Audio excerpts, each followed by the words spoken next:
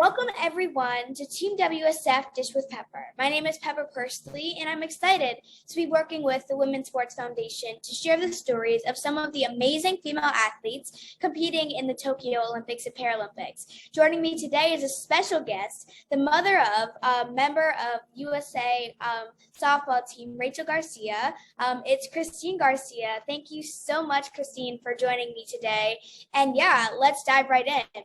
Can you tell us about Rachel's softball journey? How did she start, and were there any challenges along the way?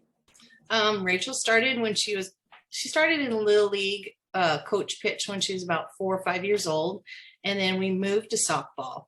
And she stayed in Little League until she was, I think, seven or 8, and then we moved to our local rec league. Yes, so. From there, from Little League, it was more like, hey, we need a pitcher. Does anyone want to try? And she was like, I'll try. And I was like, because her build, I thought, oh no, she's gonna be a catcher like her mom was, or an outfielder, or a third baseman.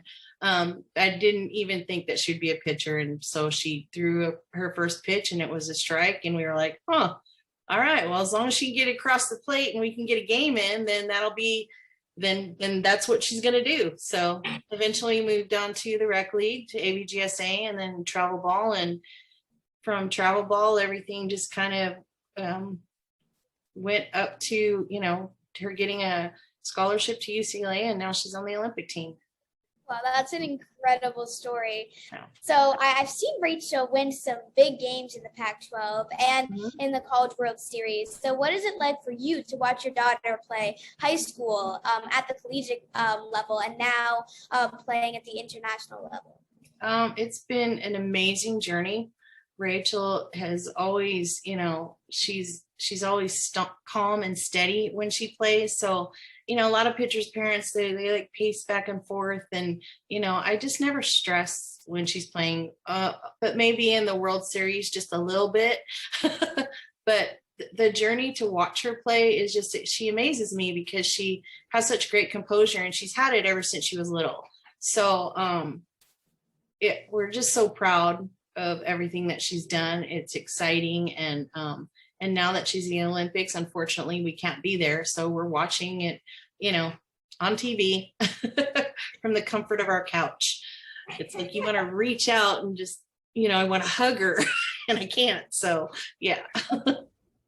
So you've talked about supporting Rachel and even sometimes getting a little stressed out. But what do you enjoy most about watching her play?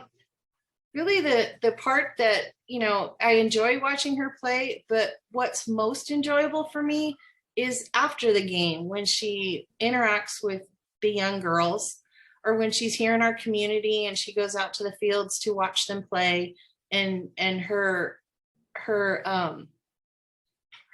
want to give back to the sport, to the youth in our community.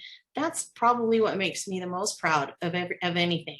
Yes, I can sit through a game and be proud and happy, but it's what she's done for the sport and how these kids look up to her and the role model that she has become. That's really what's most enjoyable for me.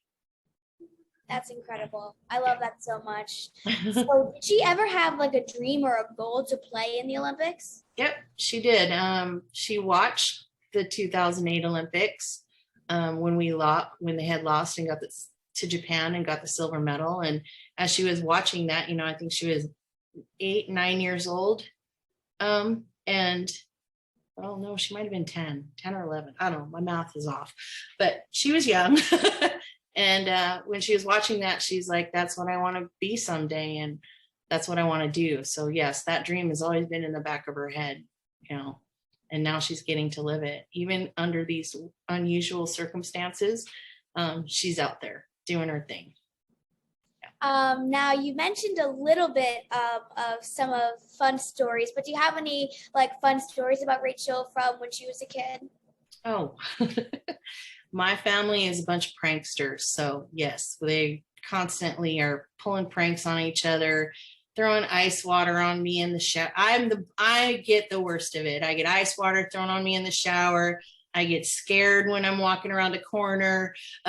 You name it, they do it to me.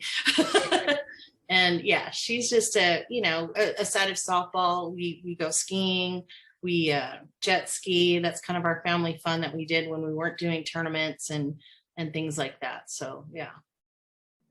Now, a question about you. Mhm. Did you play? I think you mentioned that you played softball. Did you, just for sure, did you play that? And did you play any other sports? I played volleyball, softball, basketball, ran track.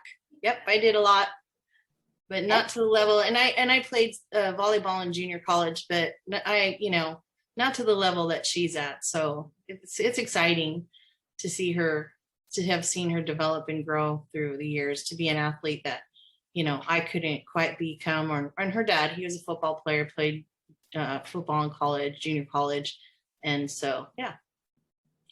Did you ever like My coach? love was volleyball, though, to be truthful. If I have to be truthful, volleyball is my ultimate favorite sport. Right. Did you ever like coach her? Were you like her coach at home or anything like that? In Little League, I did, but once we noticed how good she was getting, we left it into the hands of other people that could, do more for her than what we could. Little League was fun, but once it got serious, it was time to step back. That makes sense. Yeah. How exciting is it to have softball finally back in the Olympics? Super exciting after a 13-year wait, after a year wait because of COVID. Super exciting to see the sport. It's growing so much, and it's becoming popular and gaining ground on television, and it's exciting. Yeah. Unfortunately, it's not going to be in 2024, but hopefully back in 28 when it's in Los Angeles. So hopefully, yeah. Yep. Fingers crossed. All my fingers crossed. Yes. And can you just please tell the people who are watching this why they should watch USA softball during the Olympics? Because it's exciting. Softball's exciting. I mean, I love baseball, but softball is just it's quicker, it's a faster game. It's and it should. There's a lot of young girls that play this sport across the country. Lots of young girls, and it'd be nice to see it, to see the fan base keep growing. And yes, it's exciting sport because no one can watch them in the stands, so we should support them from home on our couch and let them know that we're watching and supporting them. Yes, from the comfort of your own home. From the comfort of your own home. So you mentioned a little bit about how you're very supportive of Rachel and all the things that she's doing, but what advice do you have for other parents who want to support their kids? Just to let them enjoy the process and the journey. It's Rachel, you guys know when you've not had a good game. You've known, when you quite haven't performed the way you think you should have, and to just let it be, because the car rides home and to these tournaments and everything that we've done is precious family time, and that's just what it should be. You shouldn't be. We never grilled her on, oh man, you threw that pitch way too fat and it got hit over the fence. It wasn't, those trips weren't, our rides home weren't like that. It was more like, where do you want to eat? How's school going? Talk to me about what's going on in your life. But it wasn't, we didn't make it all about softball. So enjoy the journey. And if they need a break, you need to listen to them, because travel ball is grueling and you don't want to burn them out either. So they got to keep loving the sport. So if the love's not there, you can't force it. So, and the passion's not there, you can't force it. So let them be who they are. So that's incredible advice. Thank you for that. And I hope all the parents listening to that and apply that to their own kids' lives. So as I mentioned a little bit at the beginning, I'm a beginner at softball and a little bit of pitching. So what advice do you think Rachel would give for kids like me, girls like me, learning to pitch and learning to play softball? Again, to just develop a love for the sport. And, when you're young and learning it, I think she would say, you got to develop your fundamental skills, but you got to have fun doing it. You got to practice, you got to put in the work. If you want to take it to the next level, you got to work hard at it. If you want it to be fun, then let it be fun. But yeah, she would tell you, if you're pitching, learn to just throw it a strike. Yeah. So, and she's very good working with the youth. Like I said, that's probably the most enjoyable part for me in all of this. So, yeah.